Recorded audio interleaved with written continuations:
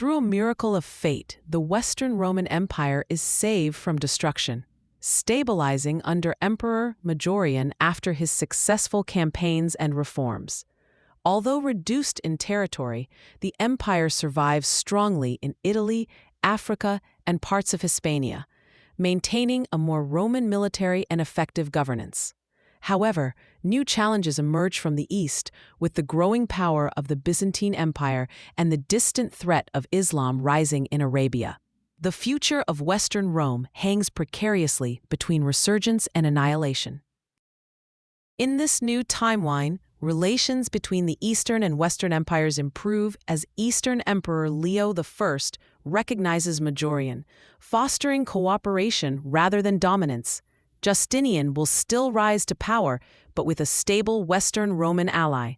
The Byzantines, while stronger economically, will not attempt large-scale Western reconquests. Instead, Justinian will focus internally, building monuments like the Hagia Sophia, codifying Roman law, and strengthening the empire's defenses. His reforms will now also benefit the West, creating a more unified Roman world.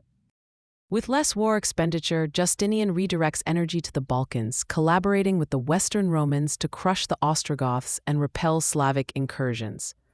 Thanks to stronger defenses along the Danube and earlier interventions, the Slavs will be pushed further west, into Pannonia, instead of flooding the Balkans. Latin and Greek-speaking populations in the Balkans survive and thrive, ensuring continued manpower and tax revenue, while the Avars, although arriving later, assimilate into a Slavic-dominated region rather than disrupting Roman territories. Despite these successes, Justinian's plague still breaks out, devastating populations across the empire, but not enough to fatally weaken Rome or Byzantium, which maintain their political structures. In this world, Arab conquests still begin as Muhammad unifies Arabia, and his successors launch invasions into Syria, Mesopotamia, and Egypt.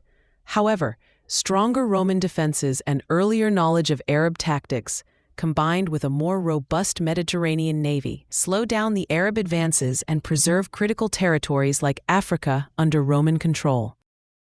Africa becomes a stronghold of Western Rome, fortified and supplied across a stable Mediterranean.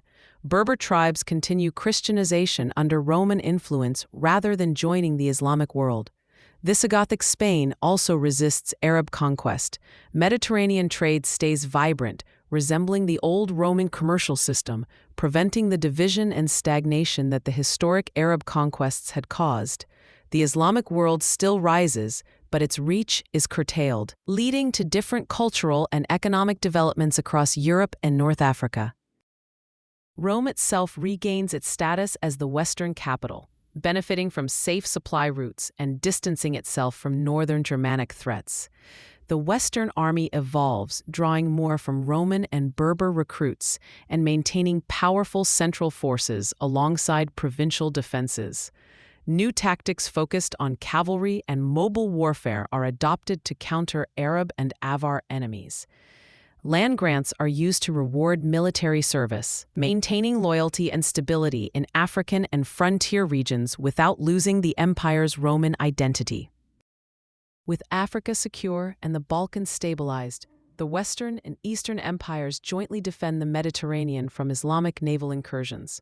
Trade flourishes, cities remain strong, and cultural exchange between East and West intensifies.